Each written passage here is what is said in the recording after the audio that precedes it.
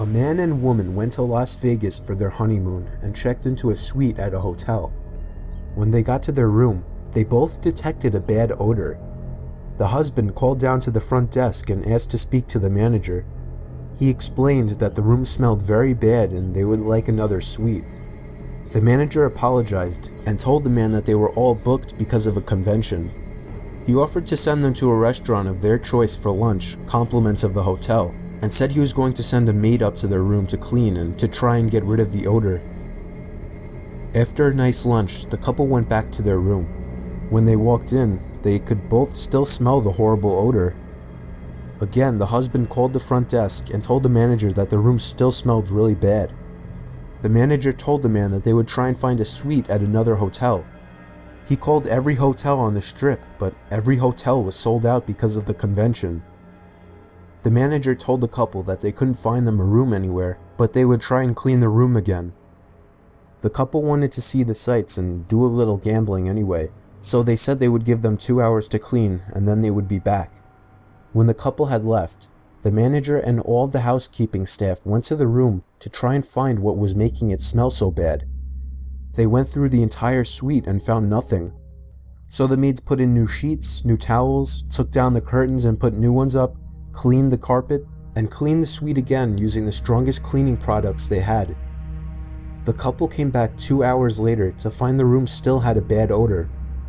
The husband was so angry at this point, he decided to find whatever the smell was himself, so he started tearing the entire suite apart. As he pulled the top mattress off the box spring of the bed, he found a dead body of a woman.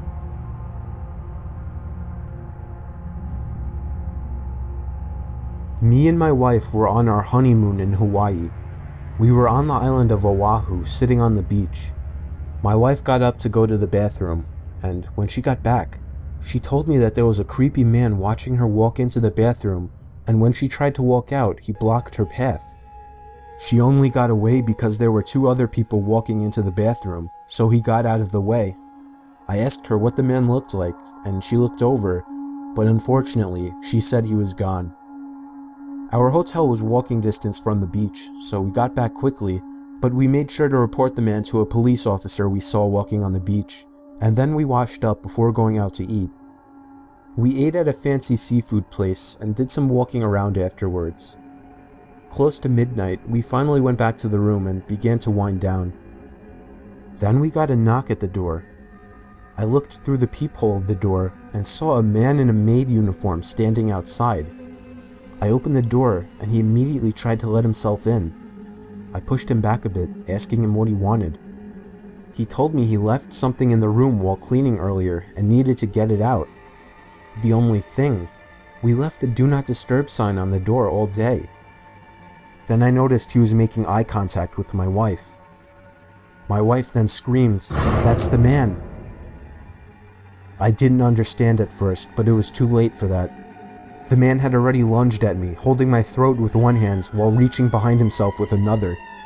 He pulled out a knife and started swinging at me, and if it weren't for my wife coming over and smashing his face with the lamp, I would have been as good as dead.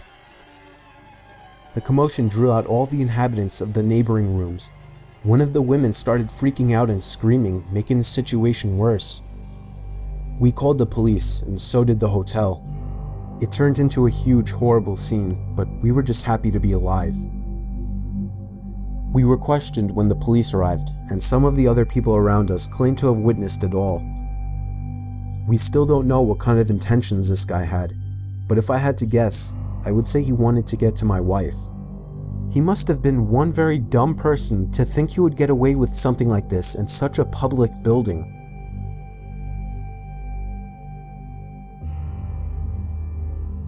Me, my wife, and 2 kids were taking a drive all the way down to Florida from New York to go to Disney. We were in Georgia at the time, so close to entering Florida, and it was about 11 o'clock at night. I planned on finishing the drive that night just to save the money from a night at a hotel. My wife and kids were already long asleep, so I was trying to drive as smoothly as possible. On that quiet highway at 11 o'clock, there were hardly any other cars at all. In fact, I didn't see any lights until, up in the horizon, I saw 2 flashing red lights. Not police lights, more like SOS lights. I slowed down and proceeded with caution.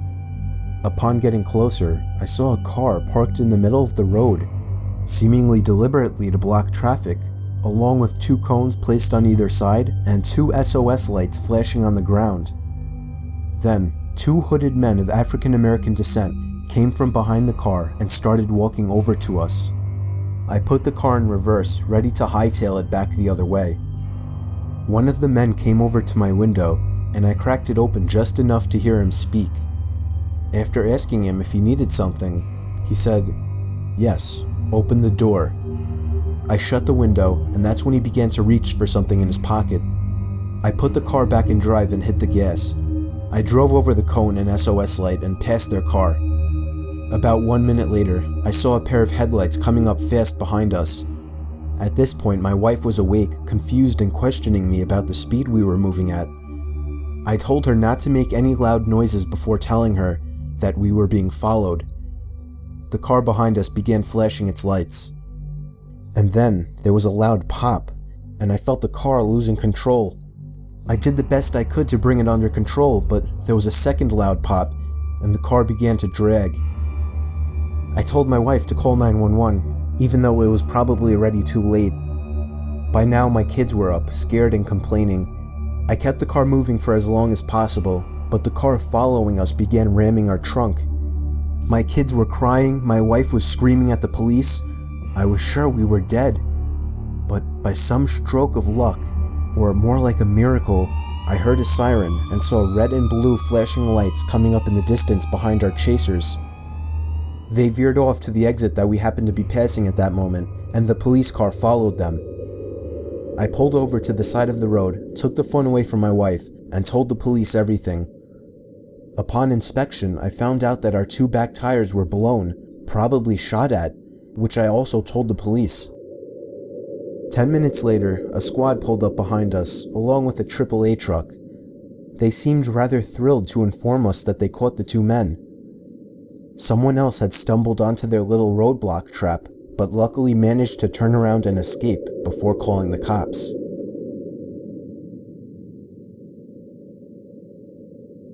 When my sister was in her 20s, she was on vacation with her now husband, and one of their destinations was St. Martin. They had rented a car to get around and such. One day while doing sightseeing, they were on some side road that was rather isolated from any buildings or signs of civilization.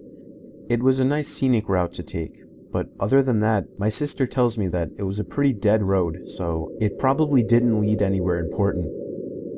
They eventually came up to something odd. There was the back of a car sticking out of the crops on the side of the road. As they pulled up closer, they could see it was some unbranded rusty neon blue car that had seemingly swerved into the crops. My sister's husband pulled up and stopped the car, telling my sister to wait in the car. He got out to check it out. From what my sister tells me, her husband looked through all the windows of the car for anybody at all. She watched as he then looked down and jumped back at something. She then got out of the car to see what was wrong. They both got down low to have a look underneath the rusty old car. What they saw was horrifying.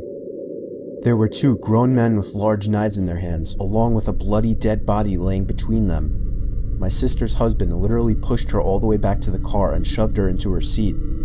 The 2 men had crawled out from under the car and were now on their feet. He made it back into the car just in time to drive off down the road. They stopped at the nearest sign of civilization, making sure they weren't being followed, and called the police. Both of them seem to get uneasy when the topic is brought up, so we try not to remind them of it, but I can tell my sister has always been a bit different ever since this happened to her.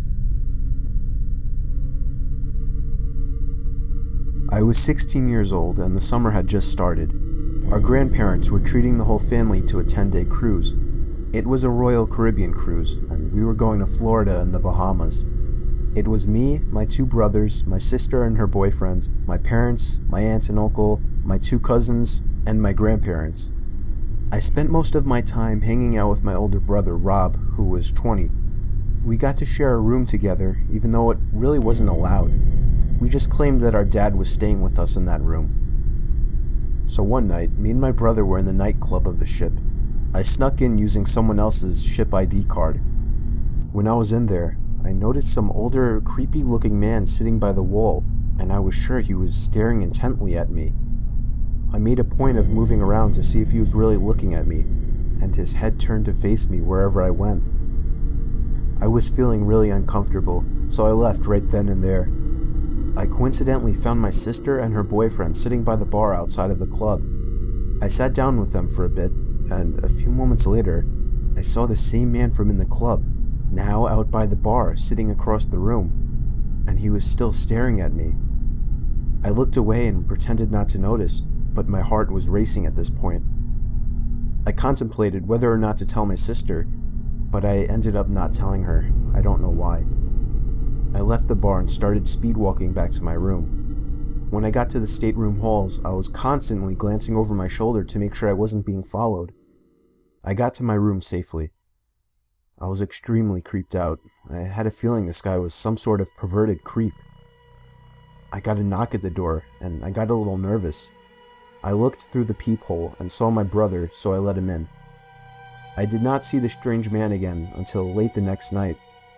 My brother and I went with my sister and her boyfriend to one of the restaurants on board at like 1 in the morning.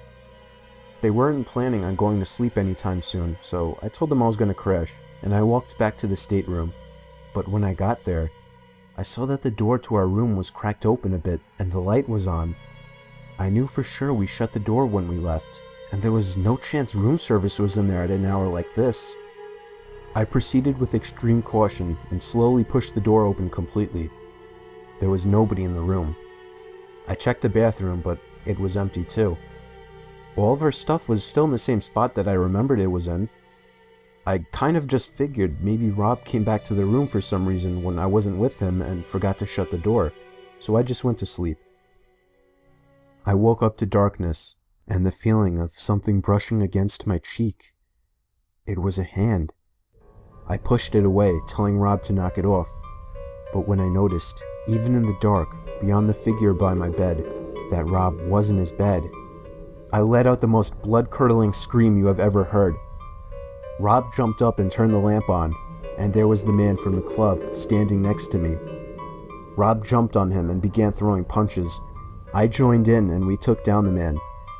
It wasn't even a minute before frantic knocking came at the door. It was my parents. My dad held down the man while we called the customer service center. They sent up 2 security workers and he was sent to the jail of the ship for the remainder of the cruise. I'm not sure what happened to him afterwards, but this has emotionally scarred me, and I don't think I can ever go on another cruise again.